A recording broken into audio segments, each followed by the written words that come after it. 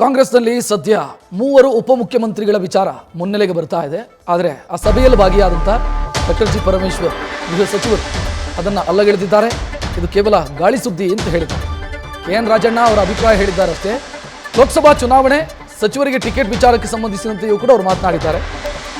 ನನಗೆ ನಿಂತ್ಕೋ ಅಂತ ಯಾರೂ ಹೇಳಿಲ್ಲ ಅಂತ ಅವರು ಹೇಳಿದ್ದಾರೆ. ಇನ್ನು ಕುಮಾರಸ್ವಾಮಿ ಅವರು ಒಂದು ಆರೋಪ ಮಾಡಿದರು. ವಿಕ್ರಮ್ ಸಿಂಹ, ಪ್ರತಾಪ್ ಸಿಂಹ ಅವರ ಸಹೋದರ, ಅವರ ಜಾಗದಲ್ಲಿ ಮರ ಕಡಿಸಿದ CM ಅಂತ ಕುಮಾರಸ್ವಾಮಿ ಅವರು ಮಾಡಿದರು ಆರೋಪ. ಅದಕ್ಕೂ ಕೂಡ ಅವರು ಉತ್ತರ ಕೊಡುವಂಥ ಪ್ರಯತ್ನ ಮಾಡಿದ್ದಾರೆ. ಅಂದರೆ ಹೆಂಗೆ ಮಾತನಾಡಿದ್ದಾರೆ ಅಂತಂದರೆ ಇದಕ್ಕೆಲ್ಲ ಉತ್ತರ ಕೊಡೋದಕ್ಕೆ ಸಾಧ್ಯ ಇಲ್ಲ ಅಂತ ಹೋಮ್ ಮಿನಿಸ್ಟ್ರು ಮಾತನಾಡಿದ್ದಾರೆ. ನೋಡಿ, ಒಬ್ಬೊಬ್ಬರು ಒಂದೊಂದು ಕಾರಣ ಇಟ್ಕೊಂಡು ಇರ್ತಾರೆ. ಡೆಲ್ಲಿಗೆ ಹೋಗೋದು, ನಮ್ಮ ಹೈಕಮಾಂಡ್ ಮೀಟ್ ಮಾಡೋದು ಅದೆಲ್ಲ ಕಾಮನ್. ಅದು ಈಗ ನಾನು ಹೋಗ್ತೀನಿ, ನಾನು ಹೋಗಿ ನಾನು ಭೇಟಿ ಮಾಡ್ತೀನಿ, ಕರ್ಟಸಿ ಕಾಲ್ ಇರುತ್ತೆ. ಡೆಲ್ಲಿಗೆ ಹೋದಾಗ ನಾವು ನಮ್ಮ ಹೆಡ್ ಕ್ವಾರ್ಟರ್ಸಿಗೆ ಹೋಗೋದು ನಮ್ಮ ಒಂದು ರೀತಿಯಲ್ಲಿ ಸಂಪ್ರದಾಯ. ನಮಗೆ AICC ಹೆಡ್ ಕ್ವಾರ್ಟರ್ಸ್ಗೆ ಹೋಗಿ ನಮ್ಮ ಇನ್ಚಾರ್ಜ್ ಜನರಲ್ ಸೆಕ್ರೆಟರಿ ಹತ್ರ ಮಾತಾಡ್ತೀವಿ. ಆಮೇಲೆ ನಮ್ಮ ಅಧ್ಯಕ್ಷರನ್ನ ಭೇಟಿ ಮಾಡೋದಕ್ಕೆ ಅವ್ರು ಸಮಯ ಕೊಟ್ಟರೆ ಅವ್ರ ಜೊತೆ ಮಾತಾಡ್ತೀವಿ. ಈಗ ಅಧಿಕಾರದಲ್ಲಿ, ಆಡಳಿತದಲ್ಲಿ ಇರ್ತಕ್ಕಂಥ ಪಕ್ಷ ಸ್ವಾಭಾವಿಕವಾಗಿ ನಮ್ಮ ಹೈಕಮಾಂಡ್ನವ್ರ ಜೊತೆ ಮಾತಾಡಲೇಬೇಕು. ಅವರಿಂದ ನಾವು ಸಜೆಷನ್ಸ್ಗಳನ್ನ ಸ್ವೀಕಾರ ಮಾಡಲೇಬೇಕು. ಅದಕ್ಕೆ ಹೋಗ್ತೇವೆ. ಎಲ್ಲಿ ಚರ್ಚೆ ಮಾಡಿದ್ದಾರೆ, ಯಾರು ಚರ್ಚೆ ಮಾಡಿದ್ದಾರೆ, ಎಲ್ಲ ಈ ಗಾಳಿ ಸುದ್ದಿನಪ್ಪ.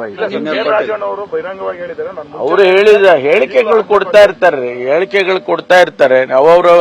ಅವರವರ ಅಭಿಪ್ರಾಯ ಹೇಳ್ತಾ ಇರ್ತಾರೆ. ಅದು ರಾಜಣ್ಣವರ ದೃಷ್ಟಿಯಲ್ಲಿ ಒಳ್ಳೆಯದು. ಆದ್ರೆ ಹೈಕಮಾಂಡ್ನವರು ಅವರ ದೃಷ್ಟಿಯಲ್ಲಿ ಏನಿರ್ತದೆ ಅಂತ ಗೊತ್ತಿಲ್ಲಲ್ಲ.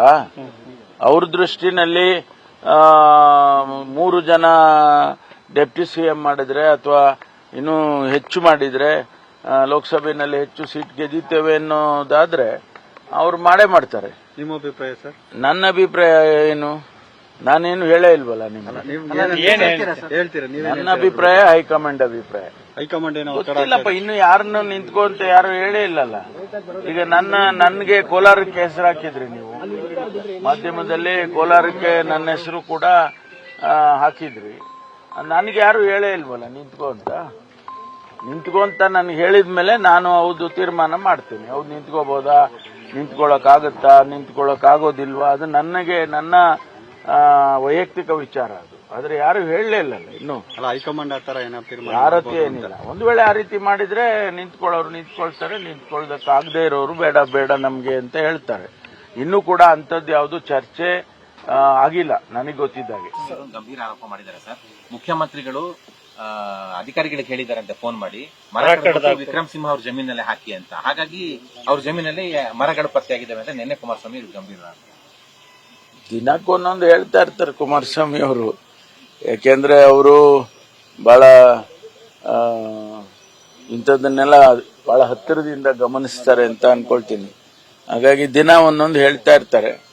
ನಾವು ಅದಕ್ಕೆಲ್ಲ ಉತ್ತರ ಕೊಡೋದಕ್ಕೆ ಸಾಧ್ಯ ಇಲ್ಲ. ನಮಗೆ ತಮಗ್ ಗೊತ್ತಲ್ಲ, ಶಾಲೆಗಳಿಗೆ ಬಂದಿತ್ತು ಕಳೆದ ಬಾರಿ 35 ಶಾಲೆಗಳಿಗೆ ಬಂದಿತ್ತು. ಅದನ್ನ ಕೂಡ ನಾವು ಇಂಟರ್ಪೋಲ್ಗೆಲ್ಲ ತಿಳಿಸಿದೀವಿ, ವೆರಿಫೈ ಮಾಡ್ತಾ ಇದೀವಿ. IP ಅಡ್ರೆಸ್ ಎಲ್ಲಿ ಅಂತ ಹೇಳಿ. ಅದಕ್ಕೆ ಬಹಳ ಅವರು ಮಾಡೋರು ಎಲ್ಲ ಎಚ್ಚರಿಕೆಯಿಂದಾನೇ ಮಾಡಿರ್ತಾರೆ. ಕನ್ಫ್ಯೂಷನ್ ಮಾಡಿ IP ಅಡ್ರೆಸ್ಗಳು ಸರಿಯಾಗಿ ಸಿಗದಾಗ ಮಾಡ್ಕೊಂಡಿರ್ತಾರೆ. ಈಗ ನಿನ್ನೆ ದಿವಸ ಮ್ಯೂಸಿಯಂಗಳಿಗೆ, ಗ್ಯಾಲರಿಗಳಿಗೆ ಎಲ್ಲ ಬಂದಿದೆ, ಥ್ರೂಔಟ್ ಇಂಡಿಯಾ ಬಂದಿದೆ. ನಮ್ಮಲ್ಲಿ ಕೂಡ 3-4 ವಿಶ್ವೇಶ್ವರಯ್ಯ ಗ್ಯಾಲರಿ ಅವಕ್ಕೆಲ್ಲ ಬಂದಿದ್ದಾವೆ. ಈಗ ನಮಗೆ ಅಲ್ಲಿ IP ಅಡ್ರೆಸ್ಸು ಎಲ್ಲ ಒಂದ್ ಕಡೆ ಬಂದಿದೆ. ಅಲ್ಲಿಗಾಗಲೇ ನಮ್ಮ ಟೀಮ್ ಕಳಿಸಿದ್ದಾರೆ. ವೆರಿಫೈ ಮಾಡ್ತೀವಿ. ಒಂದು ವೇಳೆ ಅದು ನಿಜ ಆದ್ರೆ ಅವರಿಗೆ ಏನು ಕಾನೂನು ಪ್ರಕಾರ ತಗೊಂಡ್ ಬರಬೇಕು, ಅವ್ರನ್ನ ಅರೆಸ್ಟ್ ಮಾಡೋದು ಮತ್ತೊಂದು ಎಲ್ಲ ಮಾಡಿ. ನ್ಯೂಸ್ ಫಸ್ಟ್ ನಿರ್ಭೀತಿಯಿಂದ ನಿಮ್ಮ ಪರವಾಗಿ.